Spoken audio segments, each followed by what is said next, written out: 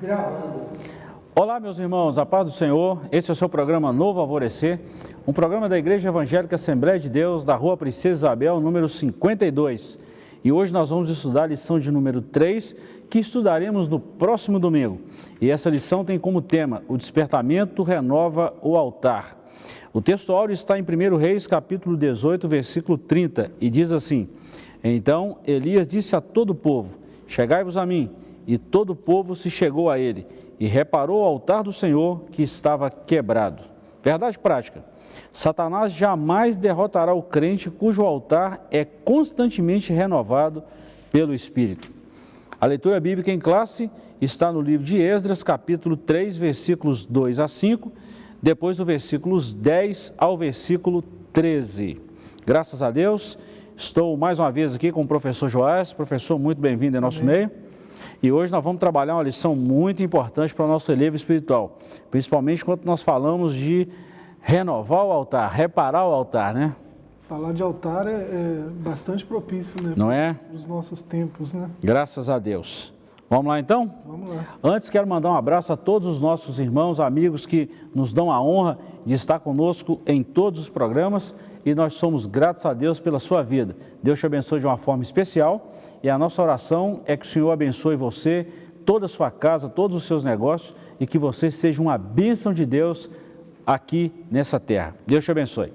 Introdução. Nessa lição, iremos mediar sobre um fato que caracteriza o verdadeiro despertamento.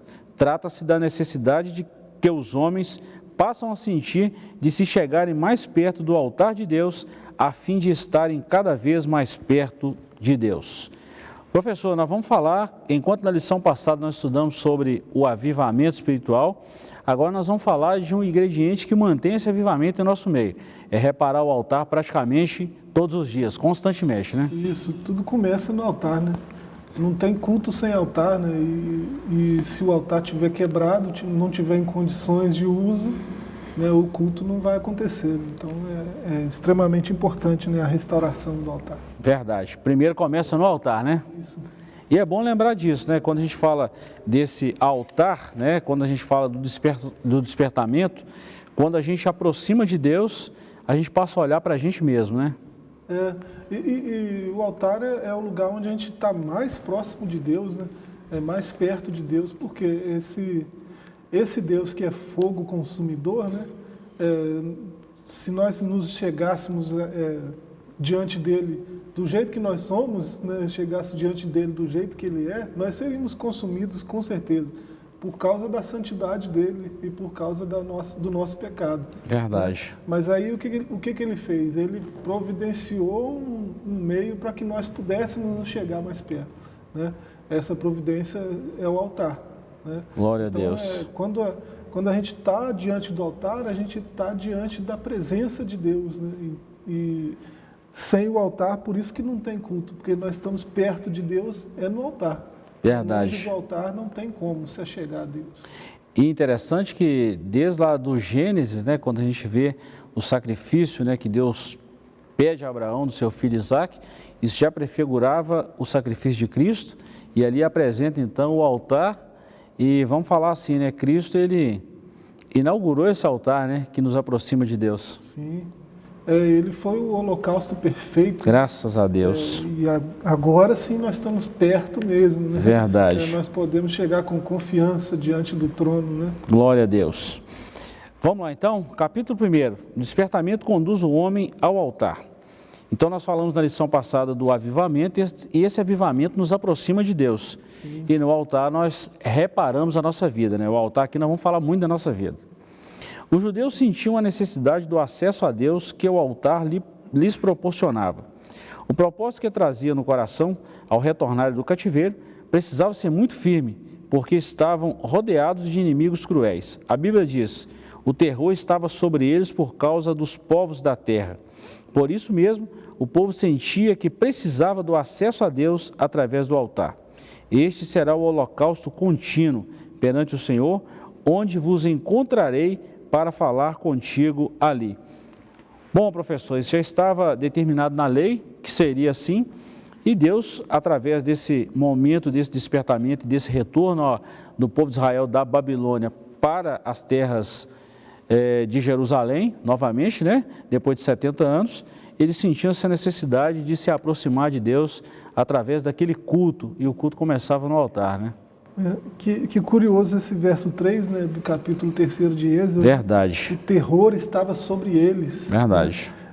Por isso mesmo o povo sentia que precisava do acesso a Deus através do altar. O terror estava sobre eles, isso é muito significativo para nós hoje, né? Verdade. Os tempos que a gente vive, né, a igreja afastada do altar, né, em algum nível, né, os irmãos impedidos de congregar em muitos lugares, né, de estar na igreja em comunhão com os outros irmãos, né, diante do altar de Deus, né, porque Deus está onde tem 2 ou 3, Verdade. né, ali está o altar de Deus, né, e assim, a igreja passa por tempos complicados, né, difíceis, né, e tem muita gente com medo, tem muita gente com esse terror aí. Verdade. Né, estando sobre eles, né, esse terror bem presente nas suas vidas. E assim, a necessidade é a mesma, né? E correndo para o altar, né? E se o altar não tiver em condições de uso, restaurar o mais rápido possível. Verdade. Né? Eu li um comentário, né, de 2 amigos que andavam muito juntos, né, e curioso, os 2 escreveram a mesma coisa, né, John Wesley e um pastor que foi um pastor metodista também, né, que foi diretor de um instituto metodista importante, que era muito amigo de John Wesley, e o comentário de um e de outro diz a mesma coisa nesse verso de Esdras, né, diz que o perigo iminente deve acelerar em nós o nosso dever, né? Esse povo estava tomado de medo, de terror, né? Por causa do perigo dos vizinhos, né? Da vizinhança, e tomados de terror, o dever que eles tinham de reconstruir o altar, primeiro, eles tinham que reconstruir o templo, esse era o dever que eles tinham, mas eles começaram pelo altar. Eles começaram pelo mais importante, né? Não, eles perceberam, nós estamos cercados por inimigos, por toda parte. Como a gente está cercado por muitos inimigos, como a gente tem muitos inimigos agora nessa situação, né, a gente precisa mais ainda da amizade de Deus. E como que a gente precisa ser amigo de Deus agora, que a gente tem mais inimigos do que antes, né? Então a gente vai começar por aqui, pelo altar. A gente não vai reconstruir o templo sem antes se achegar a Deus, né, através do altar, sem antes começar pelo altar. E foi o que eles fizeram. Talvez seja o que nós devamos fazer também, né? Os inimigos se multiplicam, né? Os inimigos da igreja, do povo de Deus se multiplicam. Ingênuo quem pensa que não, né? Quem olha para esse movimento todo e pensa que não é nada, né, contra a igreja, é só coisa do momento, né? Isso é ingenuidade, penso eu, né? Então, já que os inimigos se multiplicam, né, sejamos mais amigos de Deus ainda, né? Já que precisamos ser mais amigos de Deus ainda, né, vamos reparar os altares quebrados, né? Vamos restaurar a comunhão mesmo íntima com Deus, que aí a coisa vai ter um caminho melhor. Muito boa explicação, professor. E quando a gente fala dessa questão, dessa necessidade, né, o terror está aí mesmo, né? Nós estamos vivendo esse momento aí de pandemia, é um terror que está assolando o mundo, e quem sabe é a hora agora, você que está em casa, de pensar nisso. E eu te faço uma pergunta: a sua vida está em conformidade com os princípios da palavra de Deus? Faça essa pergunta para mim também. A minha vida está em conformidade com os princípios da palavra de Deus? Se ok, nosso altar está em dia e nós podemos ficar tranquilos, né? O terror está aí, mas é o que diz a Bíblia no Salmo 91. Aquele que habita no esconderijo do Altíssimo, a sombra do Onipotente descansará. Isso. Nenhuma seta, né, chegará à sua tenda, pode cair 1000 ao seu lado e 10.000 à sua direita, mas tu não serás atingido. Agora, se o nosso altar não está consertado, o perigo é iminente e corremos o risco de ser presas muito fáceis ao nosso adversário. Muito cuidado, né? Por isso que eles começaram pelo altar. Por isso. O inimigo, quando a comunhão com Deus está funcionando, né, o inimigo nem enxergar, eles não enxergam. Verdade. Nem enxergar o povo de Deus não enxerga, porque uma vez que está escondido, né? Verdade. Os que habitam no esconderijo, escondido de quê? Né? Do inimigo. Verdade. Então, Verdade. eles começaram pelo lugar certo. Né? Graças a Pelo Deus. altar. E nós vemos aqui no ponto 2 que todos os despertamentos genuínos começaram com a restauração do altar. E nós temos vários exemplos aqui. Primeiro, né, no tempo do profeta Elias contra o rei Acabe. Segundo, quando o piedoso rei Ezequias assumiu o trono de Judá. E nós vemos aí ainda um terceiro, quando os judeus voltaram do cativeiro, que é esse que nós estamos falando. Então nós vemos aí, professor, o seguinte, que todos os despertamentos, todos os avivamentos começaram com a reconstrução do altar. Toda a proximidade a Deus começa com a reparação de alguma coisa que precisa mudar na nossa vida. É interessante, o mais conhecido é esse primeiro aí, né? Elias, né? Ele lança um desafio para os profetas de Baal, né? E de Azera, né? Aquela multidão de falsos profetas, né? Clamando em alta voz o dia inteiro, e Elias, enquanto eles estão lá, naqueles rituais deles, Elias está aqui, pega uma pedra aqui, coloca ali, vai lá buscar outra pedra, do jeito que Deus colocou na sua palavra para ser feito, né? Verdade. Ele foi reconstruir o altar, colocou tudo em ordem, ainda colocou algumas dificuldades a mais para que o fogo viesse, né? E mesmo Verdade. assim o fogo veio, né? Por que o fogo veio? Por causa da comunhão, né? Por causa da intimidade. E olha que interessante, e a gente encerra esse capítulo primeiro. Elias fez uma oração tão rápida, 19 palavras, mas a comunhão dele, depois de ter restaurado o altar, ele já estava em comunhão, mas o restaurar o altar mostrou para o povo essa disciplina, esse cuidado, esse capricho, e ele estava tão perto de Deus que ele fez uma oração de 19 palavras e Deus mandou fogo, consumiu o holocausto, lambeu a água que estava em volta e todo o povo gritou, só o Senhor é Deus. Talvez, professor, como você já disse, seja realmente o momento de nós repararmos o nosso altar para que o Senhor faça um milagre na nossa vida, na nossa nação e, enfim, no mundo em que nós vivemos, né? Talvez seja esse o momento. Glória a Deus. Capítulo 2, Cristo, o centro da nossa comunhão com Deus. No tempo do Antigo Testamento, o altar era o ponto central do culto a Deus. No tempo do Novo Testamento, o sacrifício de Jesus no Gólgota é o grande acontecimento para o qual o altar apontava profeticamente. Paulo escreveu à igreja de Corinto: primeiramente vos entreguei o que também vos recebi, porque Cristo morreu por nossos pecados, segundo as Escrituras. Escreveu ainda: porque nada me propus saber entre vós, senão a Jesus Cristo e este crucificado. Todas as coisas subsistem por ele. Então nós vemos que o altar no Antigo Testamento, já falamos, prefigura a Cristo. Então quanto mais nós nos aproximamos de Cristo, mais o terror vai diminuindo, mais a presença de Deus vai aumentando, mais a insegurança diminui e automaticamente mais a segurança aumenta. É perfeito isso, né? Nós vimos aqui, né, na lição 2, né, passada, que a obediência a Deus, ela afasta a aflição, né? Verdade. Quanto verdade. mais perto de Deus, mais obediente à sua palavra, né, mais longe da aflição, né, mais longe de ser tocado pela aflição.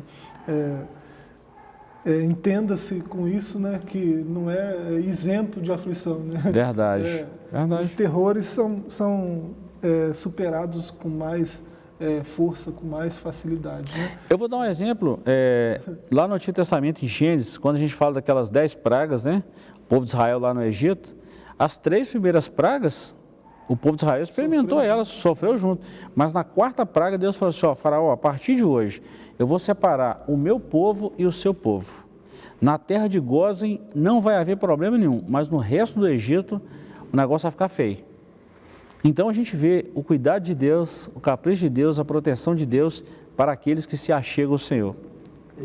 A gente falou desses profetas aqui todos, né? Verdade. A restauração de altar, Elias, né? É o mais emblemático. E assim, a gente olhando a história desses homens, a gente percebe que o primeiro a sofrer a profecia é o profeta, né? Verdade. Interessante demais, né? Vem chuva aí, né? Só uma nuvem do tamanho da mão de homem, mas vem chuva aí, corre, né? Aí aparelha o carro e o rei corre, e ele ainda, não sei como, mas ele ainda ultrapassa o carro, né? A tradição diz que O próprio Espírito Santo levou ele, né, Verdade. com uma super velocidade aí, né? E assim, porque senão a chuva, né, vai molhar ele. Ele profetizou a chuva, agora tem que correr. Verdade.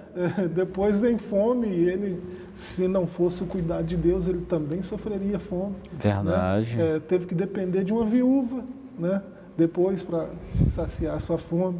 Então o profeta é o primeiro a sofrer as consequências da profecia. Peso, né? Então isso é fato e é real com a igreja também. Né? Verdade.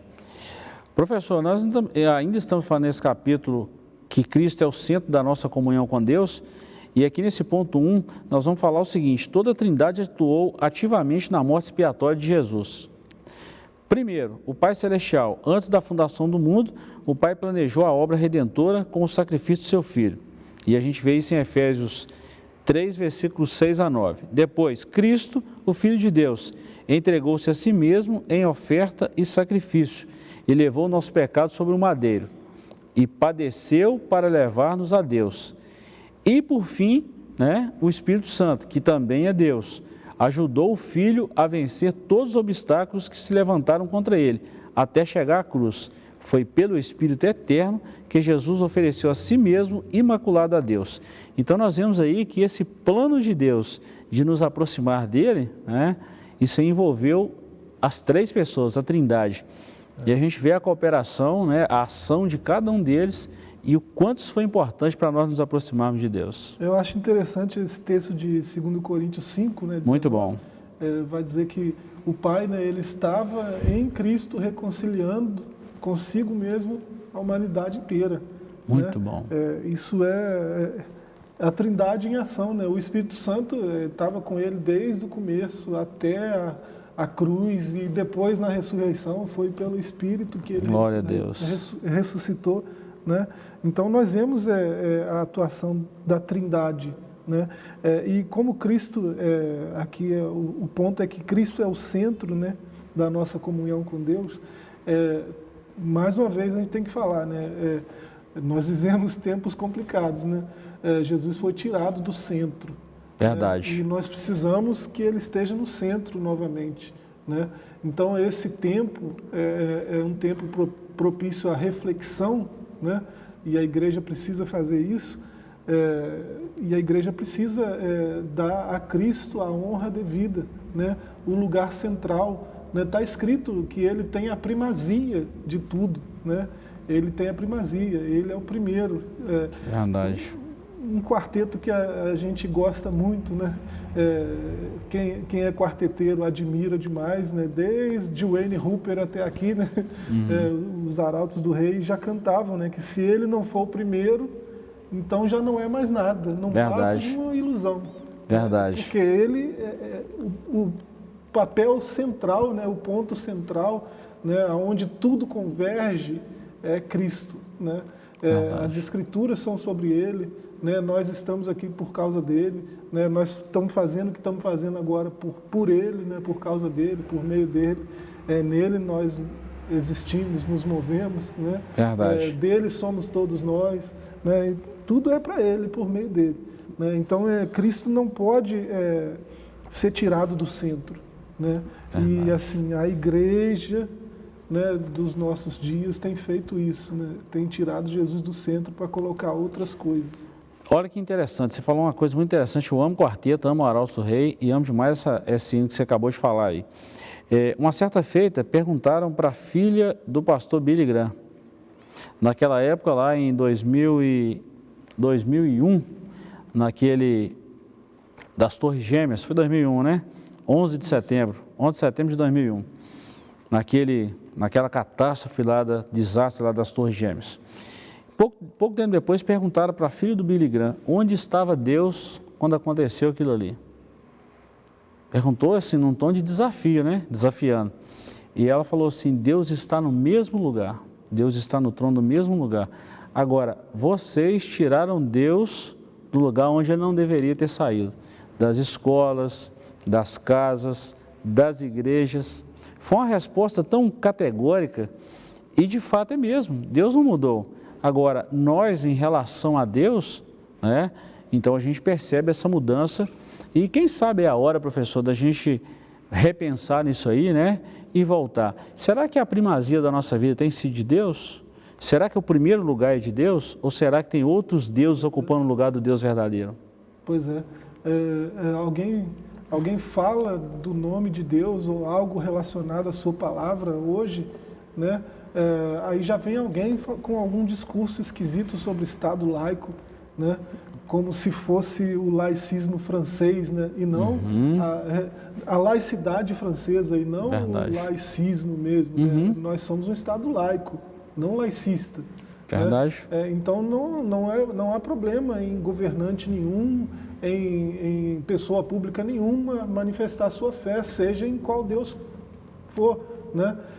Acontece que se tivesse alguém falando de Buda, de Maomé ou de qualquer outra divindade, né, esses que se manifestam, né, conclamando o Estado laico não se manifestariam. Verdade. Né? Mas como é Cristo, quando alguém fala de Cristo já levanta polêmica, já causa problemas.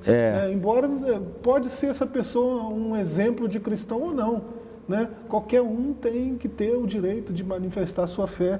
Né?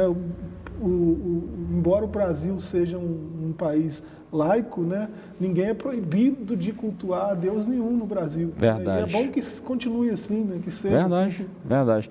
Você falou um negócio muito interessante, eu tenho observado hoje de manhã, hoje mesmo, eram umas 6h30, 7 horas, bem cedo, eu estava dando uma olhada nos perfis do Twitter, através de uma determinada pessoa, que eu não vou citar nome por uma questão de ética, quando ele se manifestou a sua crença no Senhor, rapaz, que confusão que ele arrumou nas mídias sociais, principalmente no Twitter. Tanta gente que se levantou contra, falando atrocidades em relação a Deus. Então, é o momento da igreja manter uma postura e de não tirar Deus do lugar que ele sempre deve estar, que é no centro de todas as coisas. Né? Professor, nosso tempo está quase lá. Nós vamos falar do ponto 2 agora, nós estamos falando da Trindade, né? Mas o ponto 2 fala que o Espírito Santo quer, pelo despertamento, mostrar aos homens a grande vitória de Jesus no Gólgota. Então aqui nós vamos destacar ainda 5 pontos, 4 pontos. Primeiro, o Espírito revela. Segundo, o Espírito ensina, claro que as profundidades do vitupério da cruz. Terceiro, letra C, o Espírito explica o verdadeiro significado da morte de Jesus na cruz. E ainda a letra D, o Espírito penetra todas as coisas. Olha que interessante, o Espírito revela, primeiro ele revela quem ele quer, ele ilumina, ele tira a venda dos olhos. Segundo, ele ensina sobre as profundidades de Cristo. Terceiro, além de ensinar, ele explica, ele esmiuça, né? Ele revela, esmiuça. E por fim, ele ainda penetra os nossos corações e incute isso lá quando o homem dá lugar. Sem o Espírito Santo, né, nenhum cristão seria cristão. Impossível, né? Porque não entenderia a palavra, não teria sua visão iluminada, né? Verdade. Não entenderia, não teria o discernimento do que Deus fez através de Cristo, né? Verdade. Tudo isso é o Espírito Santo que mostra, né? Não teria consciência de pecado, né? Verdade. Porque isso aí a lei traz, mas a lei traz assim, ela só aponta o pecado, né? O homem sabe que é pecado matar, né? Por causa da lei, né? Ele sabe que é pecado cobiçar porque está escrito, não cobiçarás, né? Mas isso não é consciência do pecado, isso é só uma citação, isso é só uma regra, né? O Espírito Santo ele traz a consciência, o homem admite, diferente do que Adão fez, né? Quando jogou a culpa no primeiro que ele achou, e o primeiro que ele achou foi Deus, né? Diferente do que alguém pode pensar. Verdade. Foi a mulher que tu me deste, né? Então a culpa está em Deus, é culpado. Eu não pedi mulher nenhuma, o Senhor colocou aqui. Foi ela, né? Foi o Senhor. Foi por causa dela que eu pequei, mas quem me deu ela foi o Senhor. Então a culpa, ele está jogando a culpa toda em Deus, né? Verdade. E todo pecador faz isso, ele transfere a culpa para Deus, né? Quando qualquer coisa dá errado, Deus é culpado, né? Mas ele se esquece de Deus em todos os outros momentos, né? E quando alguma coisa dá errado em consequência de algo que ele fez, ele vai e culpa Deus, né? É o ser humano, né? Mas o confessar, né, é por causa do Espírito Santo. Eu confesso o meu pecado porque Ele me convenceu de que eu sou pecador.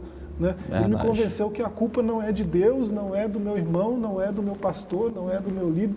A culpa é minha. Né? E Ele assumiu a culpa que era minha e me redimiu. Então, eu vou e confesso, eu sou pecador, eu não merecia essa graça, né, por causa da ação do Espírito Santo. Né? O Espírito Santo é que faz o crente ser crente, né? Resumindo. Rapaz, é muito profundo isso, quando a gente fala disso aí. E é interessante que é o Espírito Santo que nos aproxima desse altar. Pois né? Ele nos convence, nos atrai, né? E nos conduz até a Cristo. Olha que maravilha. Agora, professor, nós terminamos aqui essa lição falando de um perigo, né? Cuidado com as imitações, que é o capítulo 3º. Eu achei muito propício aqui o pastor missionário Eurico Bergsten falando sobre isso, né? O cuidado de falar desse altar, né? E ele falou muito interessante aqui, falou que o Cristo é o nosso centro, depois ele fala o cuidado com as imitações. Nem tudo que reluz é ouro, né? Então ele vem falando também, os profetas de Baal fizeram um altar também, só que não era o altar ao Deus verdadeiro. Sim. E Baal não respondeu hora nenhuma, né? E fizeram um barulhão. E até meio-dia, né? E fizeram um movimento.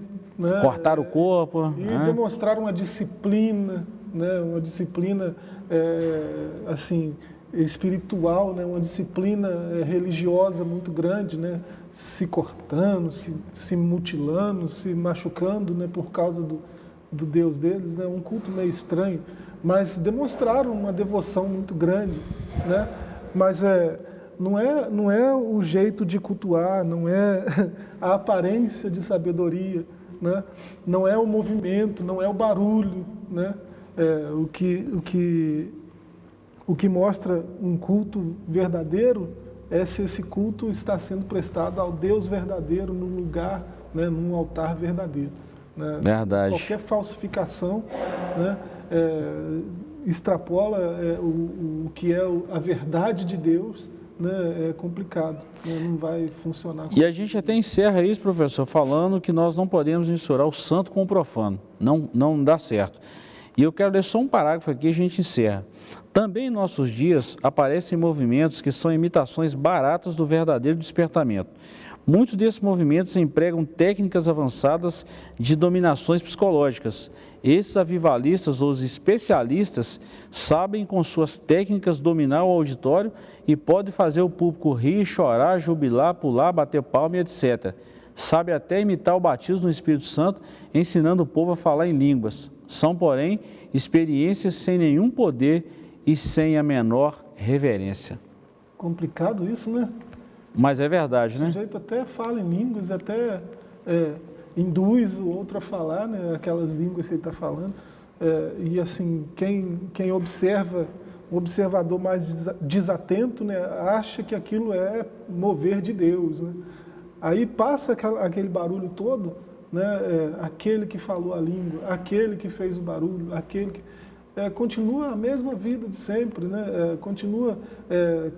caloteiro, enganador, caluniador, mentiroso. Como que o Espírito Santo atuou nesse sujeito? De jeito nenhum, né? Isso foi barulho estranho, não foi barulho do céu, não foi fogo santo. Verdade. Do Espírito Santo. Então a gente tem que ter cuidado mesmo. Muito cuidado. E outra coisa para a gente encerrar, professor, quando a gente fala de avivamento, né? Todo avivamento ele é precedido pela palavra de Deus. Então, se não tem a palavra de Deus, se não foi precedido pela palavra de Deus, não podemos considerar como um genuíno avivamento, tá? Trazido pelo Senhor. Todo avivamento ele é produzido, ele é precedido pela palavra de Deus por um quebrantamento e em alguns casos não é nem tanto zoeira, é um quebrantamento. Aí sim depois vem a zoeira, né? É diferente, pode ter até o barulho, né? Verdade. Mas quando o despertamento é verdadeiro, né? Verdade. Esse barulho é produzido pelo avivamento de Deus, pelo meditar na palavra, né? A libertação verdadeira ela é pela palavra, né? Verdade. A palavra de Deus. Verdade. Professor, estamos chegando ao final da nossa lição. Queremos agradecer aos irmãos, todos vocês que estiveram conosco, e é um momento de nós refletirmos sobre se estamos perto de Deus ou não. Que essa palavra seja uma palavra num tom reflexivo e que pensemos e adotemos medidas para nos aproximar do Senhor, principalmente nesse momento de pandemia. Queridos, queremos lembrar vocês que nós estamos orando por vocês, a Igreja do Senhor está orando e esse momento vai passar em nome de Jesus. Deus te abençoe, voltamos no próximo programa e agradecemos a todos pela companhia. Forte abraço, fiquem todos com Deus.